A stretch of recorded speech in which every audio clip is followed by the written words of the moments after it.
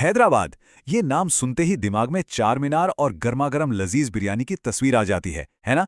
लेकिन क्या कभी सोचा है कि इस शहर की रगों में ईरान का इतिहास भी दौड़ता है? तो आज हम निकलेंगे एक ऐसी ही छुपी हुई कहानी की खोज में, जो एक कप चाय से शुरू होती है और हमें कुछ बहुत ही हैरान करने वाले खुलासों तक ले जाती है। चलिए, सबसे बड़े सवाल से ही शुरू करते हैं। हम सब हैदराबादी बिरयानी के दीवाने हैं, लेकिन क्या कभी ये सोचा है कि ये कमाल का पकवान आया कहाँ से?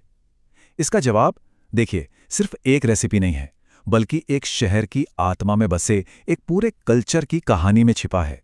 तो जब भी हैदराबाद और ईरान के रिश्ते की बात होती है ना, तो सबसे पहले जहन में क्या आता है? ईरानी चाय और कैफे। बिल्कुल, ये शहर की रोजमर्रा की जिंदगी का एक बहुत जरूरी हिस्सा है। देखिए, ईरानी चाय, ये नाम ही अपने आप में एक बहुत बड़ा क्लू है।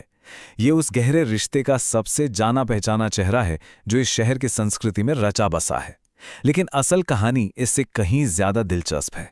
चाय की खुशबू से जरा आगे बढ़ें तो ये फारसी असर हमें भाषा और खाने के जायके दोनों में मिलता है। जरा सोचिए, हम रोजमर्रा की जिंदगी में कितने ऐसे शब्द इस्तेमाल करते हैं जो सीधे सीधे फारसी से आए हैं। शहर के जो मशहूर रेस्टोरेंट हैं, जैसे महफिल या बावर्ची, इनके नाम ही इस सदियों पुराने रिश्ते की गवाही देते हैं। तो घूम फिरकर हम वापस अपने पहले सवाल पर आते हैं। बिरयानी, जो आज हैदराबाद की शान है, उसका असली ओरिजिन क्या है? इसकी कहानी हमें ले चलती है जंग के मैदानों तक।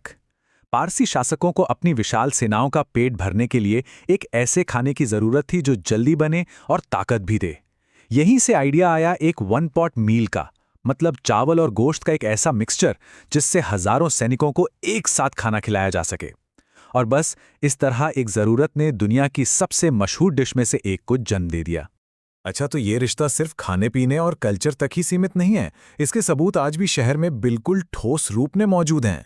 ये रिश्ता सिर्फ इतिहास की किताबों में नहीं है, ये आज भी हैदराबाद की सड़कों पर जिंदा है। बंजारा हिल्स के रोड नंबर 10 पर ईरानी कॉन्सुलेट का होना इस गहरे संबंध का एक जीता जागता सबूत है। लेकिन कहानी यहीं खत्म नहीं होती। इसी पॉश इलाके में एक और गहरा राज छिपा हुआ है, एक ऐसी कहानी जो एक सड़क के नाम में बसी है। क्या कोई सोच सकता है कि हैदराबाद के बिल्कुल दिल में एक सड़क है जिसका नाम एक बहुत बड़े ईरानी लीडर के पिता के सम्मान में रखा गया है? बंजारा हिल्स में रोड नंबर 7 वाटर टैंक के पास, जिसे कई लोग TV9 वाली सड़क के नाम से भी जानते हैं, उसका ऑफिशियल नाम है खुमैनी रोड। जी हाँ, ये नाम मशहूर आयातुल्ला खुमैनी के पिता रऊफ खुमैनी के सम्मान में रखा गया है। अब हम इस कहानी के सबसे गहरे और शायद सबसे अनजान हिस्से पर आते हैं। ये कनेक्शन हैदराबाद से निकलकर पड़ोसी राज्य तक फैला है और इसमें आस्था और इंसानियत की एक असाधारण कहानी छुपी है। ये कनेक्शन हमें ले जाता है कर्नाटक के चिक्कबल्लापुर जिले में एक छोटे से कस्बे तक, जिसका नाम है अलीपुर। अलीपुर की कहानी में ना एक नंबर है जो सब कुछ बदल देता है, 90%। आखिर क्या है इस 90% का राज?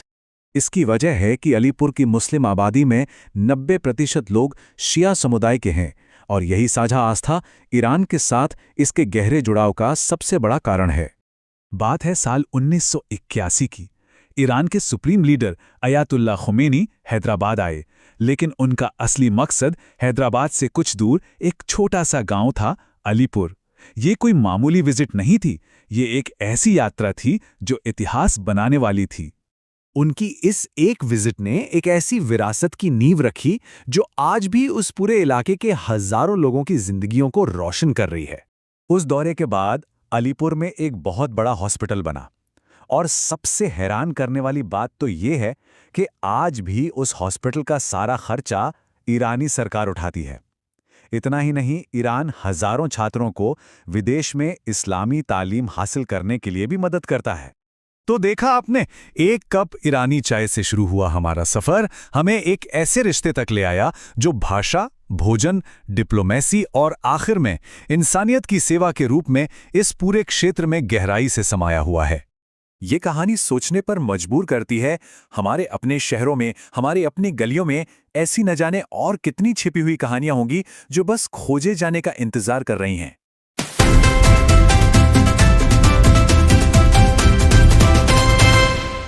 Welcome to Star Hindis, India's digital ecosystem. We connect creators and innovators across the nation. Our platform powers creativity through our network. Visit starhindis.com to get started.